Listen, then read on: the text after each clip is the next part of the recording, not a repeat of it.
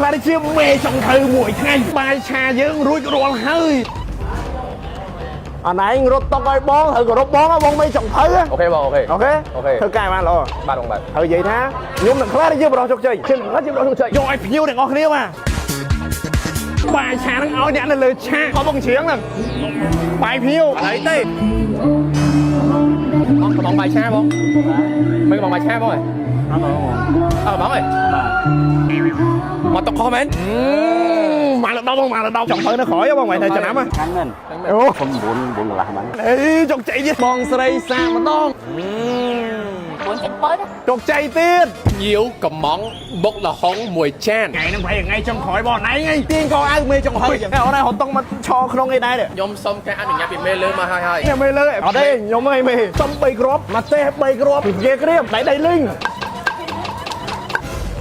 ខ្ញុំប្រាប់មិនឲ្យទៅឆគេអូញ៉ៃញ៉ៃ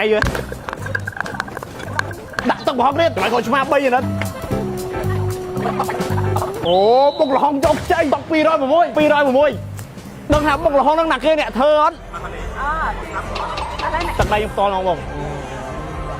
ខ្ញុំគិតថាវារឿងព្រៃហើយអត់ត្រឹមត្រូវអរឯងត្រូវចាំថាអរឯងមើលមួយមេចង់ភៅនៅក្រោយមិញបាយមេដល់ថ្ងៃនេះខ្ញុំមេម្ដងយកលេរឿងមិនមេអត់តុកអូខេមួយដល់10ឲ្យម៉ានឲ្យម៉ានបងអត់យ៉ាង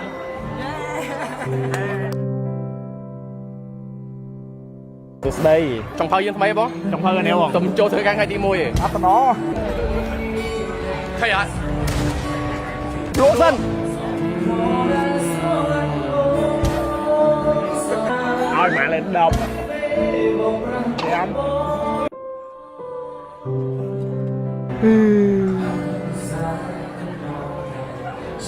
យើងត្រូវរៀនពីកំហុសរបស់យើង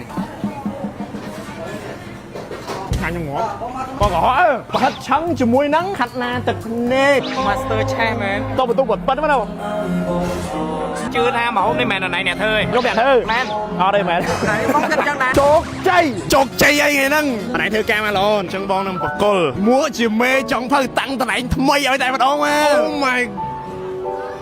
មេចង់ភៅថ្មីបើសិនជាចង់បាន vibe បែប chill អាចមកបាន reset eatery ដែលនៅទីនេះគឺមានម្ហូបឆ្ងាញ់តម្លៃសមរម្យតែម្ហូបទាំងអស់ចាប់ពី$3ឡើងទៅថែមជាមួយនឹងសេវាកម្មរហ័សទៀតដែលនៅទីនេះគឺបែប open space តែម្ដងហើយមានជាមួយនឹង music acoustic ផងដែររៀងរាល់ថ្ងៃហើយនៅទីនេះគឺបើកពីម៉ោង5ល្ងាចរហូតដល់ម៉ោង2ភ្លឺហើយក៏មាន live DJ បែប chill ពីម៉ោង10រហូតដល់ម៉ោង2ភ្លឺដូចគ្នាទីតាំងនៅក្បែរវិមានឯករាជ្យក្រោយវត្តលង្កាផ្ទះលេខ14ផ្លូវលេខ282វីដេអូយ៉ាងណាមានបងឯង please follow ម្នាក់មួយចង់ឲ្យខ្ញុំធ្វើមុខរបរទៀត comment នៅខាងខបាយបាយ2វីដេអូយ៉ាងណាមានបងឯង please follow ម្នាក់មួយចង់ឲ្យខ្ញុំធ្វើមុខរបរទៀត comment នៅខាងខបាយបាយ